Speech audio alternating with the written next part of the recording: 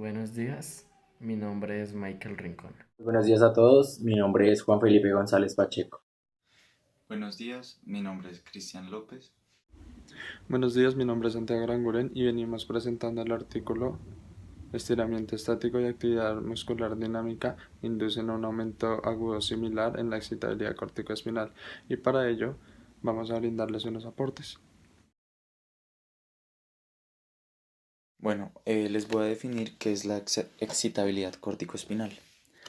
Esta se define como una medida a la respuesta de la corteza, valga la redundancia, la corteza corticoespinal, a una estimulación brindada.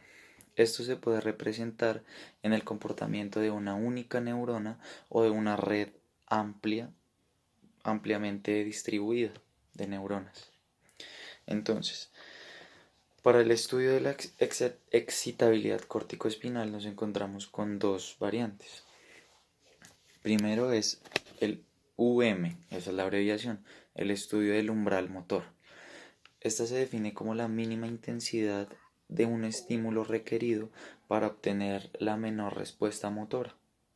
Y el segundo es el estudio del potencial evocado motor o PEM. Esta es una respuesta motora evocada por la estimulación del tracto cótico espinal periférico. Otro de los conceptos importantes del artículo es el estiramiento estático, el cual es la movilidad de una extremidad a su rango de movimiento máximo y mantener esta posición durante algunos segundos. Por otro lado, la actividad muscular dinámica o calentamiento activo son contracciones musculares agonistas para mover la articulación a través de un rango de movimiento máximo activo completo y estirar el músculo antagonista. La función de ambas es aumentar el rango de movilidad máxima articular y la tolerancia del estiramiento, que es la fuerza máxima tolerada durante el estiramiento, y finalmente reducir la rigidez musculotendinosa. El experimento era identificar los efectos agudos del estiramiento estático y la actividad muscular dinámica antes del ejercicio, teniendo en cuenta las modulaciones de la vía córtico-espinal. La hipótesis fue que había una mayor excitabilidad córtico-espinal después de la actividad muscular dinámica por la actividad muscular repetida y la amplitud de alargamiento inferior en el estiramiento estático. Se evaluaron 15 hombres sanos activos de la Facultad de Ciencias del Deporte que realizan de 3 a 8 horas de actividad física por semana. El procedimiento se realizó en 4 sesiones. La primera era de familiarización, las siguientes fueron una de control, otra de estiramiento estático y la otra de la actividad muscular dinámica. Los test para determinar los tipos de excitabilidad se realizaron justo antes de cada intervención y 10 segundos después de ella. Se realizaban con un dinamómetro isocinético y se hacía una electromiografía para estimular el músculo.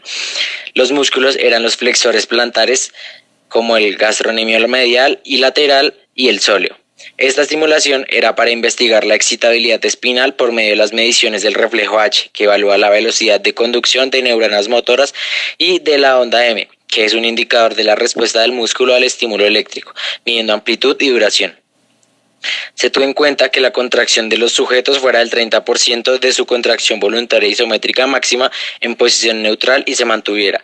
El umbral motor activo se identificó aumentando la intensidad del estímulo del 1 al 5% de la salida máxima del estimulador. Actividad de acondicionamiento.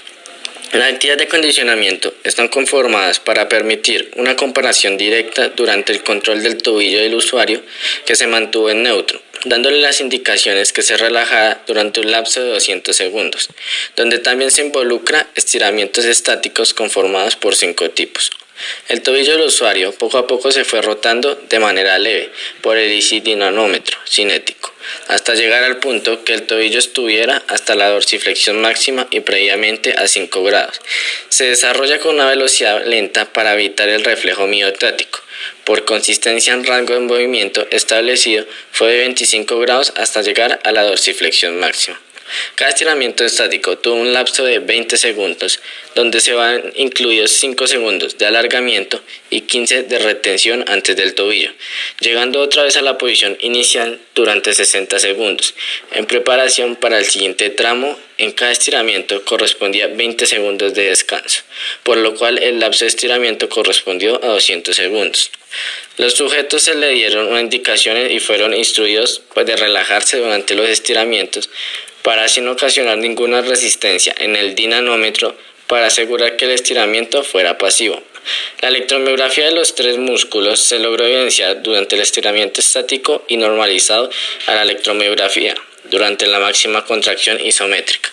Los datos se excluían en el caso que la electromiografía fuera mayor del 5% registrado durante el MBIC, que quiere decir actividades de corta duración. En cuanto a la condición de actividad muscular dinámica, los usuarios fueron instruidos para que movieran el pie derecho dirigido hacia la máxima dorsiflexión lo más rápido posible, contra una resistencia baja de 0,5 newtons, y luego extender su pie dirigido hacia la máxima flexión, lo cual permitió una frecuencia de ciclo de flexión dorsiplantar establecida por un metrónomo. Análisis de datos. Las amplitudes se midieron durante la isografía submáxima de contracciones métricas. El promedio de las amplitudes en generales fueron normales. La amplitud por medio generó una medida de la columna vertebral y excitabilidad corticoespinal. El periodo cortical silencioso se tomó el intervalo de tiempo desde el estímulo hasta el retorno del electromiograma. El final del periodo cortical se estableció cuando el electromiograma alcanza un valor de 2 desviaciones estándar de la señal, registrada durante un lapso de 200 milisegundos antes de la estimulación. Las respuestas mecánicas resultantes de estimulaciones se usaron para lograr calcular el par máximo de contracciones. Por otra parte, se registró el par isométrico voluntario máximo del MBIC. Todas las variables se utilizaron mediante la prueba de Shapiro-Wilk, ya que todas las variables se distribuyeron normalmente. La significación estadística se estableció en 0,05. Además de descriptores cualitativos de estándares, se utilizaron efectos oscurecidos de tal manera que los tamaños de efecto se representaran pequeños cambios de magnitudes. Se determina el tamaño del efecto utilizando eta cuadrado con valores de 0,01, 0,06 y superiores a 0,014, representando pequeño, mediano y grande. Además se utilizó una ANOVA unidireccional con medidas repetidas de tal manera para comparar todas las variables entre las condiciones, las actividades y sesiones de prueba que se evidenció las mediciones fueran similares. Se calcularon los coeficientes de variación y se demostró con más fiabilidad moderada a alta con valores siempre de 0,8 a pesar del pequeño número de estimulaciones en cada intensidad. Artículo fue investigada la influencia producida al condicionar el sistema neuromuscular, enfocándose en la excitabilidad espinal y excitabilidad córtico-espinal, mediante dos actividades previas al ejercicio central. Dichas actividades fueron estiramientos estáticos y calentamientos dinámicos. Los hallazgos fueron: en la excitabilidad espinal no se presentó ninguna influencia considerable, y en la excitabilidad córtico-espinal esta mejoró considerablemente después de que se realizaran las dos actividades propuestas.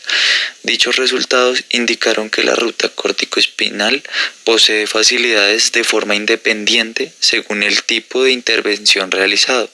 En este caso, el tipo de intervención fueron los estiramientos estáticos y los calentamientos dinámicos. Máxima fuerza de activación. La activación muscular fue evaluada por medio del EMG. El EMG es una electromiografía. La electromiografía es un examen de la velocidad de conducción nerviosa. Esta prueba se realiza para saber con qué velocidad se mueven los impulsos eléctricos en sus nervios hasta llegar a los músculos y generar una excitación. En dicha prueba se observó que posterior a la realización del estiramiento estático y el calentamiento dinámico, la activación muscular permaneció inalterada, por lo que se intuye que el ejercicio realizado no tuvo un efecto notorio en la conducción descendente durante el MBIC o contracción isométrica voluntaria máxima. Excitabilidad espinal. En esta no se presentaron efectos continuos mediante la realización de dichos ejercicios.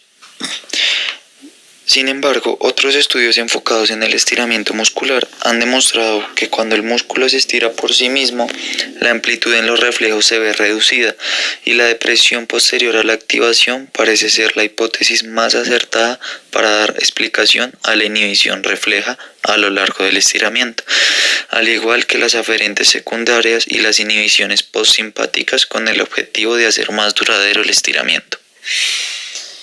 Para sugerir una recuperación completa de la inhibición espinal en el proceso de estiramiento, puede deberse a que durante el tiempo de recuperación de dicho estiramiento se produce una reposición del neurotransmisor como respuesta a una actividad aferente.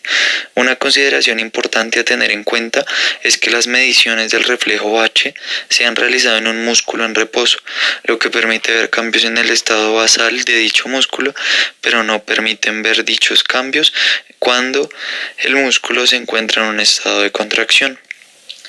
En un estudio realizado por Budini, se observó un aumento en el reflejo H después de haber realizado 1 minuto de estiramiento estático, pero este volvió a los valores de referencia solamente entre 40 y 50 segundos después de haber realizado el estiramiento. Este proceso se puede ver afectado por las contribuciones inhibitorias de ciertos receptores que son sensibles a la velocidad, como lo son los usos musculares. A su vez, se demostró que la contracción del músculo antagonista puede dar como resultado inhibición en las motoneuronas alfa, lo que produce una reducción en la amplitud del reflejo H. En la excitabilidad corticoespinal, en los primeros hallazgos se halla un aumento del PM. En los segundos hallazgos hay una disminución del PM y en otros hallazgos más recientes vuelve a haber un aumento del PM 2 segundos después del estiramiento, volviendo a los valores iniciales. Dicho esto, los cambios se pueden generar a partir del estado muscular en el que se encuentre. En mediciones depende de si el músculo está relajado o contraído. Respecto a la modulación muscular, el PM puede que haya mejorado tanto en sóleo como en gastrocnemio lateral, en estiramiento estático. En gastrocnemio lateral, también a partir de la activación muscular dinámica y sin cambios en gastrocnemios mediales. El grupo de motoneuronas de sóleo recibe mayor respuesta del uso que los gastrocnemios mediales, lo que explica la falta de excitabilidad en estos gastrocnemios mediales. Las modulaciones de excitabilidad corticoespinal fueron notorias post-estiramiento estático en relación con actividad muscular dinámica. El PM aumenta en sóleo post-estiramiento estático, pero no después de una actividad muscular dinámica. Mayor rango de movimiento durante el estiramiento estático incita a la facilitación de la vía corticoespinal debido a una mayor retroalimentación sensorial aferente en usos musculares. La modulación de excitabilidad corticoespinal depende de la amplitud del movimiento con mecanismos de facilitación. Es posible que ambas actividades de condicionamiento, tanto el estiramiento estático y actividad muscular dinámica, produzcan diferentes comportamientos de los usos musculares y por lo tanto influyen en la excitabilidad corticoespinal por el patrón de movimiento. Las limitaciones del estudio es mantener el producto de activación más corto para no alterar una modulación transitoria de la excitabilidad corticoespinal. Promediar estimulaciones durante 35 segundos no reflejan exactamente las modulaciones que ocurren post-estiramiento.